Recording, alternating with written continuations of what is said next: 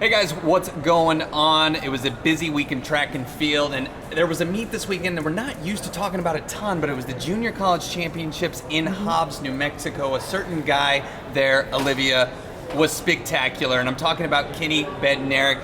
I want to do something a little different. I want to kind of look at what you think, being the sprint expert here, what you think of Kenny B's form, his start, everything, because he ran 19.82 this weekend in Hobbs at the Junior College Championships, the third fastest in collegiate history, period. Not just junior college, all divisions. He's faster than Christian Coleman ever was now. Spectacular, and this was coming a day after he ran that crazy fast, crazy windy 19.49.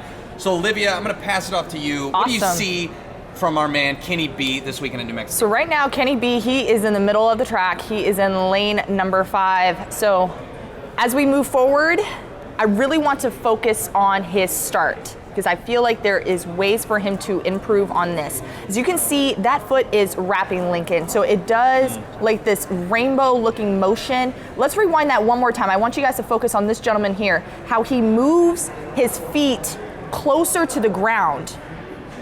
Very quick and to the point. So that's where Kenny B can improve on moving forward. It's an easy fix. It's honestly, thinking of it as dragging your toes across the track, like literally. And what does he do to fix that? You said it's an easy fix. So how can he make that drag and you know, lessen the loss of time that he's got there? So he might have to adjust his block settings. He wants them to be a little bit separated almost. That way it allows his spikes to be more efficiently and closer to the actual track. When I was running at A&M, you'll notice like the front of my spikes always had holes in them just because I was constantly dragging them across the ground. That way I wouldn't have a lot of time in the air. So there you go, Kenny. You want holes in your spikes. That's what you're looking for. That's what you're shooting for. All right, so Kenny B, let's go ahead, get this race going. He's still in his dry phase till about this point, Lincoln. So right now he's standing upright. We're about 40 to about 50 meters in. That is an A+ for me right there. That looks great. So he wants to remain aggressive going into the turn. So he's about almost 150 meters into this race that he has left. So that means he's really staying aggressive. So for a 200, 400 guy, you kind of see what you would expect there. Not a perfect start out of the blocks, but technically sound through the dry phase. Exactly. So it's not as critical as the 100, but you definitely still want to be able to continue that dry phase as long as you can. It's kind of hard with the turn, especially just because, you know, you're going on a curve. And one thing I do want to highlight that's probably the most pertinent here, he had run the 400 earlier in the day, 44.73, coming back to his main event. He runs 19.82 here. We'll get to the finish and all the other details in just a minute here, but only the first American ever to do this. This is rare. Only 2 men in history have done it. Now he's the number 2 behind Isaac Makwala of Botswana. I mean, this was an unbelievable day for anyone, period, and especially a junior college freshman. Exactly. All right, let's continue down the track. And as you look, Lincoln, he's going to definitely slingshot off this curve. He's on the inside of the lane, which is perfect. You don't want to be on the outside. That means you're running a little bit further than what you need to. So this is a great starting point for him. But Lincoln, as we go down the track, the last 100 meters of this race, you're really going to notice something different about his form, which is something that he can improve on. What you're going to notice is he has a whole lot of butt kicking going on right here. His spike plate is literally looking up and facing the sky. And why don't you want that? That indicates that he's overstriding.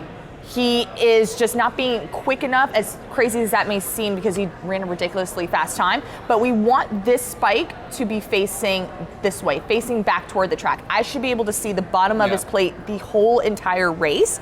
I don't know what's going on here either. It looks like that foot is kind of facing outright. Yeah, like supinating a little bit. Which is interesting. Let's look at the next like frame of this, and you're gonna notice like you can only see the top of his spike.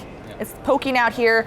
That can lead to injuries, especially your hamstrings and your quads. So that's just something that he'll have to focus on moving forward. And opposed to what we talked about with that rainbow start, you know, kind of looping his foot, this isn't necessarily a quick, easy fix. It's something he may have to work on for a while before he can get rid of it. Right. It took me about 2 to 3 years to actually grasp the concept. But if you have wickets, it's what you'll see a lot of athletes use. I know University of Texas does it. Texas A&M uses them. It's just the feeling of cycling through as quickly as possible without taking too much time in the air. And is there any maybe thought to thinking, well, he's already run 19.8 with this little slightly hitch in his form. Is there any thought, like, maybe we shouldn't fix what isn't technically broken, or is this something that definitely will make him faster? This, I promise you, will make him quicker. It will make him a lot more efficient. It will prevent injuries in the long run. So I feel like if you can improve on that point, then you might as well just try it. Absolutely. All right, so let's continue this race.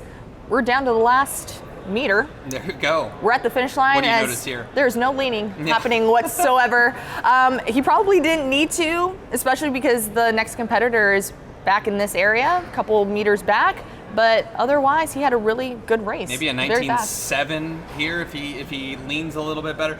Regardless, though, in 19.82, he is at elevation, and he had a slight headwind. So when you mix all those together, you would get a conversion of 19.87. So maybe just a hair slower relative to sea level, but still is a fantastic performance from a guy who went from basically an unknown outside of Wisconsin, where he was previously at high school, to now somebody that can make a world championship team, I would say. Exactly. And somebody who could finish right behind Noah Lyles in the 200 going to USC's. What do you think of his prospects going forward? I think he's going to be the next man to watch. It's going to be between him, Christian Coleman, Noah Lyles, Wow. you name a few. Like, Wow. This man is the real deal, especially because we can see it in the 200. We've seen it in the 400. He's split ridiculously fast, especially during the indoor season. So I'm definitely excited to see what this man does in the future. Well, all right.